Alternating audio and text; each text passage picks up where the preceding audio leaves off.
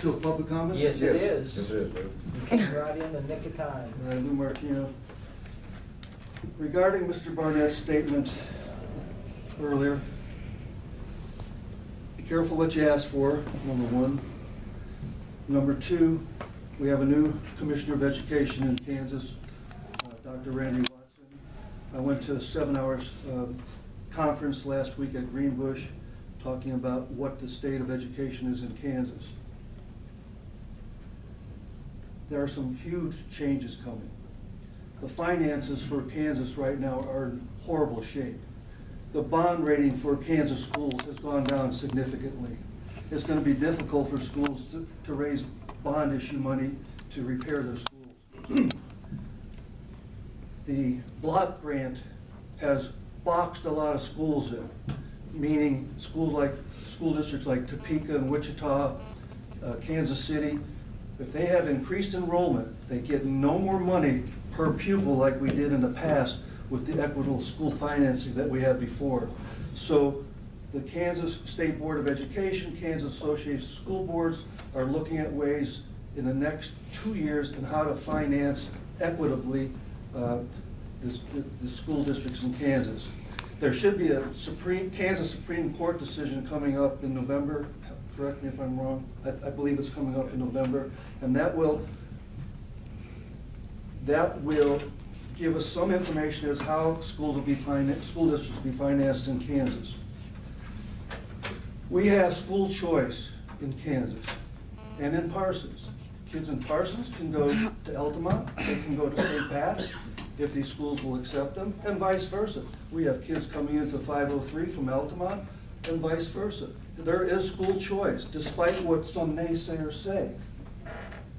So I have talked to Senator King in regard to the 32nd Street divide, which divides the school districts. There's a lot of history behind that, and I don't understand it all, and I'd like to get informed on that, but that has caused a lot of strife in this community. And to fix it, it's going to take some time. But to divide a town based on a 32nd Street divide and start putting other school district flags, banners in this community, to me, not a good idea. It goes back to Abe Lincoln. United we stand, divided we fall. So the choice will be yours. But you will have a community that will be divided, and this school board, this school district is trying to fix some of those things. We're trying to work together, and we're trying to cooperate and possibly share some of our goods and services with other school districts. That's the way I think it should work. If someone sees it a different way, then state your case.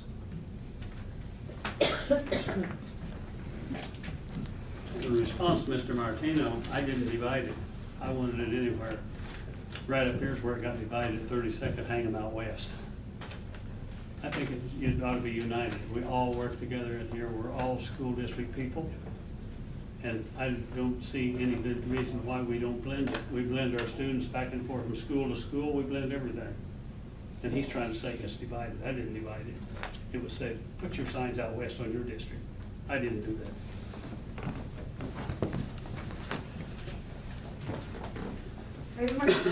Parsons. In response to that, I love the saying, and I've chanted it several times in protests and everything else. United we stand, divided we fall.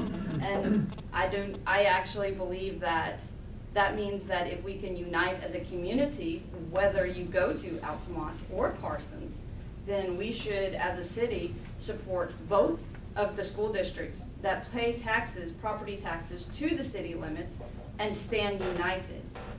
To assume that that would divide the community is actually a huge problem, and there lies the problem. That should not divide.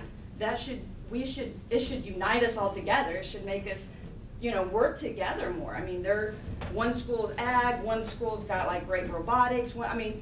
They need to work together so that kids can be going, okay, well, I like robotics, I'm going to Parsons. Well, I want to go be a farmer, so I'm going to go to Altamont. So that everybody in the community support both schools. I think it's a great thing to do that. And then I know that just kind of on the same note of that, we're all looking at Great Plains Industrial Park right now. We all want that to succeed. We all want that to blossom. But let's not forget that that's also in USD 506 school district. And if the cities has any ideas or thoughts or anything of sometime wanting to try to, as it's already been submitted by some state legislators to try to divide that money up and so forth, I mean, it would look pretty good on this city to actually support both school districts. Otherwise, you're probably going to get a lot of fight against that if you're saying, no, we're not going to support you at all, but we want to take, but we want our chip of the money that, you know, we haven't had for years and years and years. So there's no reason not to support both school districts. Both school districts have people that live within city limits. Both school districts have people that pay property tax. Both, school districts have people that spend money in town, whether it's property tax, sales tax, or anything else. So why not support them both?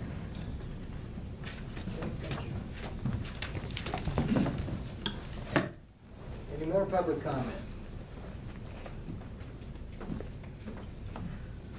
One last thing. The issue is not about money, it's about kids.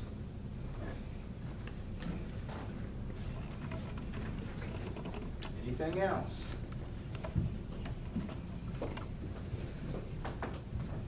I wasn't that hot. Addie Finley, 1720 Gabriel. Yes, Parsons has kids in it that go to Altamont. Parsons also has kids in it that go to Oswego. So are we going to have Oswego flags too? I guess as a loyal Parsons Viking, I'm kind of insulted. But anyway, we have kids that go to Galesburg. We have kids that go to Oswego, and vice versa. So it's not just a Parsons Altamont thing. We're talking about other towns too. Just one last note on that then. Real quick, I've heard that comment before. It's ridiculous. Oh yeah, Parsons, Raven, Martinez. That's ridiculous. Nobody, because people in Oswego do not pay property tax to Parsons, and they do not live in Parsons city limits.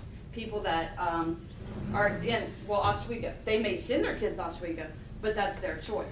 But you have people that live within Parsons city limits, live within USD 506 school district, and their home district is Altamont 506 school district.